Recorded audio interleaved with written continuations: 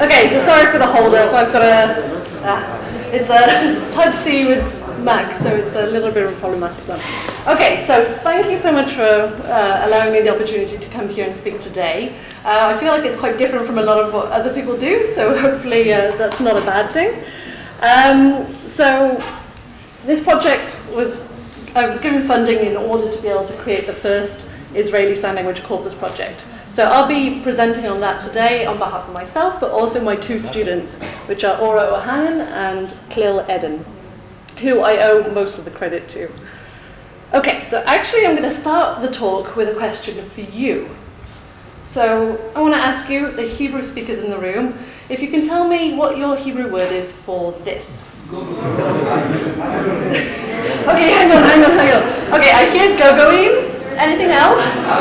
Ajuim. Okay, great. Okay, that's exactly what I was looking for. So that's to say that there's different ways of referring to the same thing, right? So we as language users, we can refer to things with various different variants. So this is just two examples. Okay? Variation like this at a lexical level is apparent in all languages, in Hebrew, Arabic, English. And it's not random. That's actually what's interesting here, is variation like this is systematically constrained by linguistic and social factors. So that means that the context in which it's used or the background of the person who's using it, that determines which variant is actually picked. Okay? So let's return to this example, and I'm going to ask you again now, who uses, in your opinion, the variant ajuim? Okay, great. This is a wonderful participation here. Okay, so people from Jerusalem use ajuim, okay? And so region is important here. So here's where we move on to sign languages. So just like spoken languages, sign languages have exactly the same kind of variation. This variation can exist based on regional differences.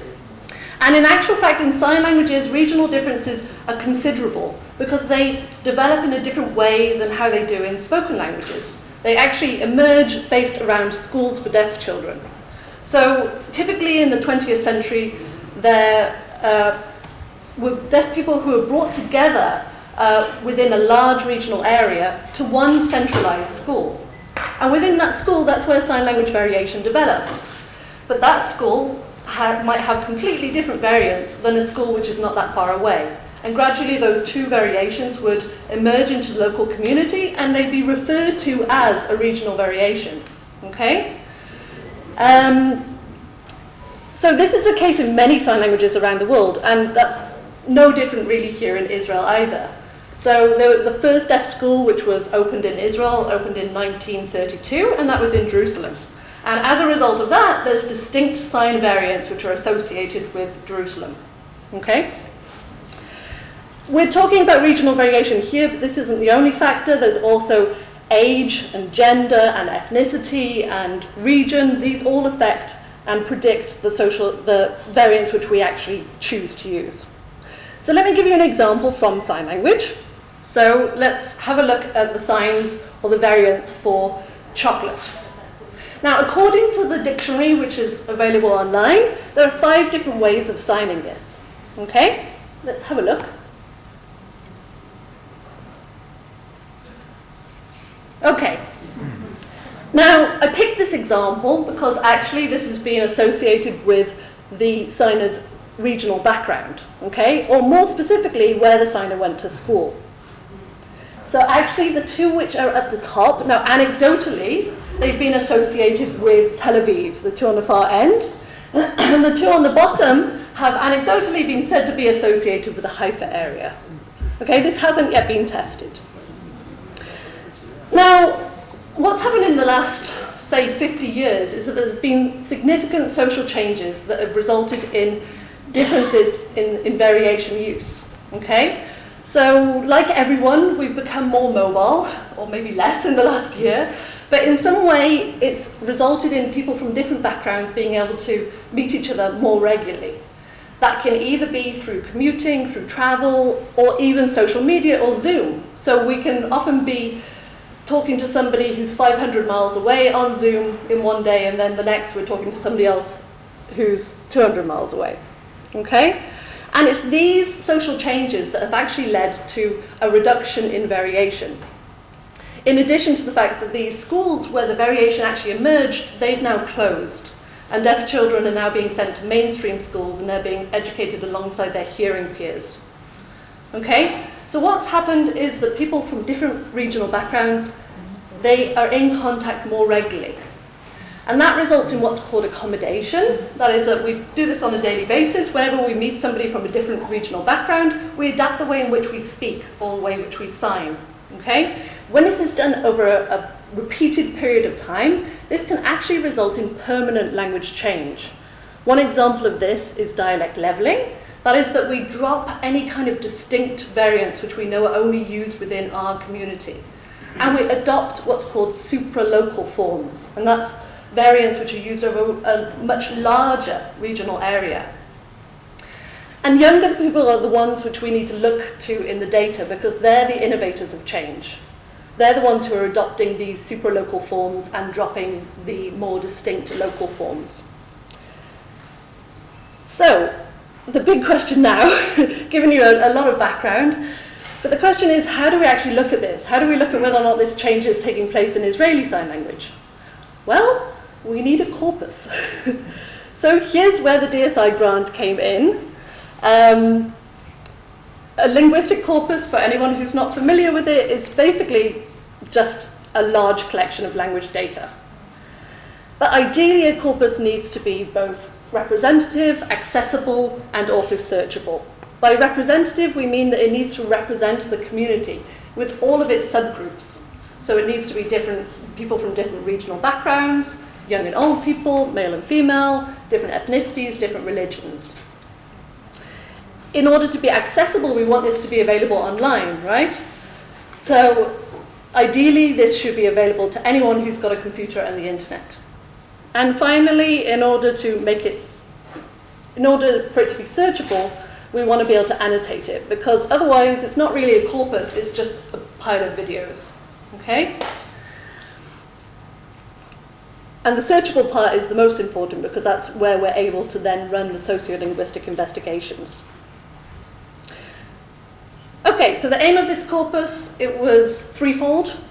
In order to be used to run research, that was the main goal.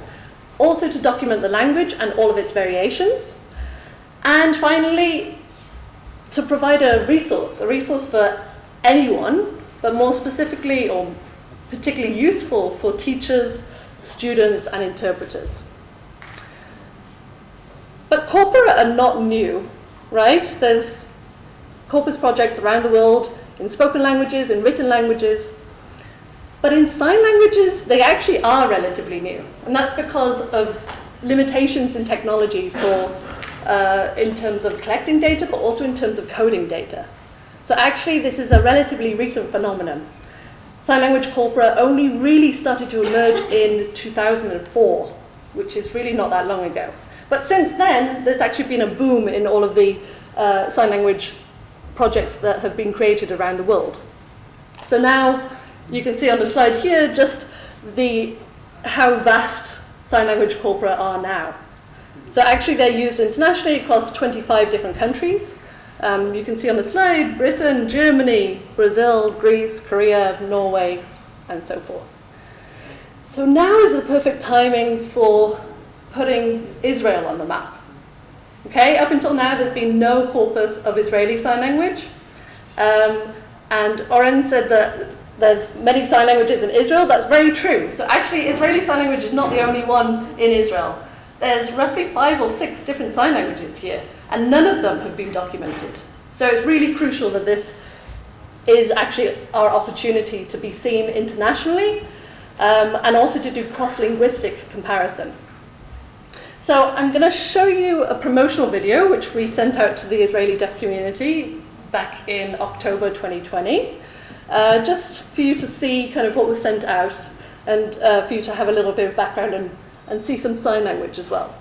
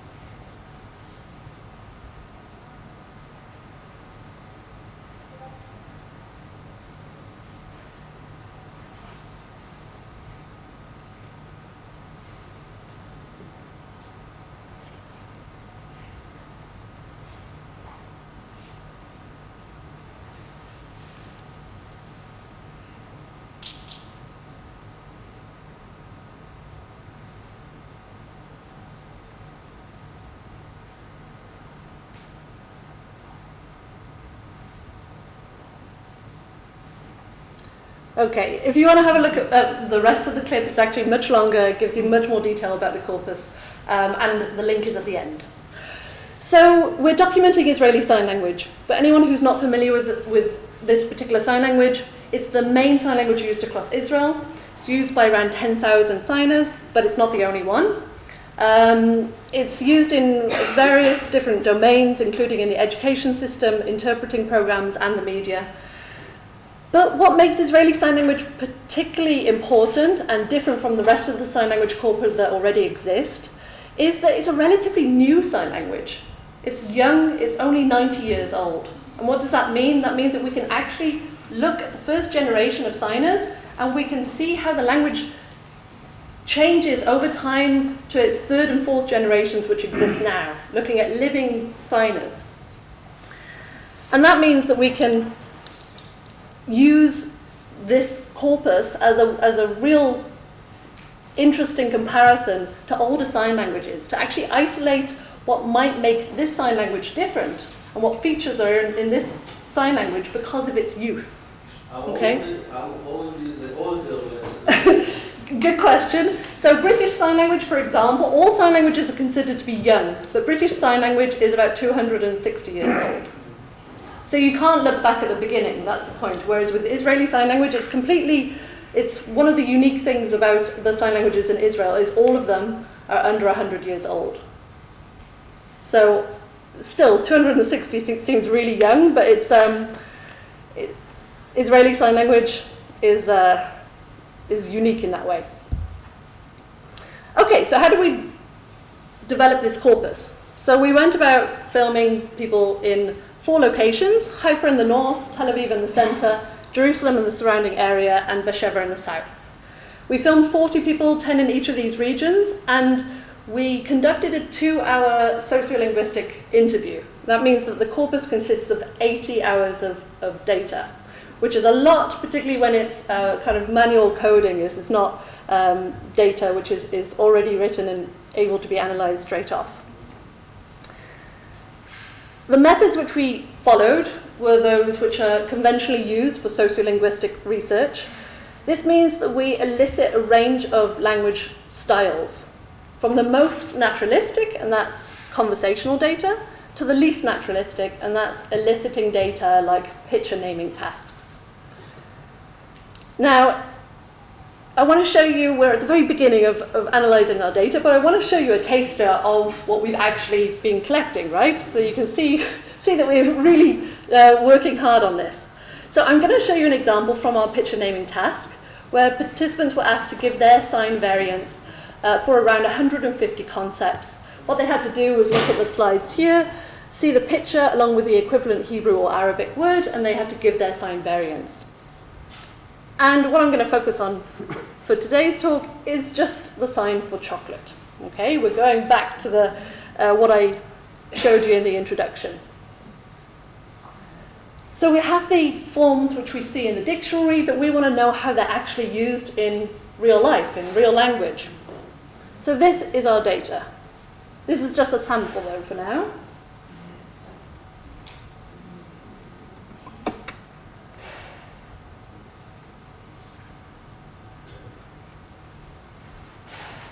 Quite a lot to take in, so I'm going to summarize some of the results here. So what we see is that although there's these 5 different variants, there's a lot going on here to actually predict who uses which. So all 5 variants were found in our data set. We even found 2 extra lexical variants. And when we looked at it based on distribution across region, we saw that there are variants which are only used within the Haifa region. So in actual fact, both of these ones at the bottom, as kind of predicted anecdotally, they were 100% only used by people in Haifa. Okay? But these weren't actually used the majority in our data. It was the other 2 signs which were used in the majority. In actual fact, the one on the right was used the most. But what was interesting about the use of these 2 variants, they weren't just used in Tel Aviv. They've actually spread and are used across all of the regions. That was one thing. But in addition, we saw that they're distributed completely different when it comes to age. So the sign which is on the right, this one for chocolate, this was used predominantly by older people. The actual range of age would be from about 38 up to 58. And then the sign on the right, this was used by mainly young people. Age range between 18 and 40. So although this is really, really preliminary results, and I'm just showing you for you to kind of see some of the data, this is already telling as to what's going on. So clearly we already see that there's regional variants which still exist. We can see that anecdotally things which are associated with Tel Aviv are actually spreading out. And the distribution by age seems to suggest that there's actually a shift or a favouring towards one lexical variant over another. Okay? Okay, so now, where are we at right now? So really we need much more data, right? Because, 40 people, it's good, it's a good start, but we need as much data as we can get. So the wonderful thing about this DSI grant is that it actually enabled us to get a larger grant. So now we've got a 4-year funded project. The 40 participants have now turned into 120, 30 from each region. We're coding and analysing the data, adding more data, and we're at the same time building this lexical database, which is in collaboration with Radboud University in the Netherlands. And very soon we'll be launching our website where all of this data will be available. So watch this space. And just a big thank you to everyone who was involved in this, of course DSI, but also the deaf participants who were filmed as part of this project. And please do, if you're interested in this corpus, follow us on Facebook, Twitter, and all the rest. Thank you very much.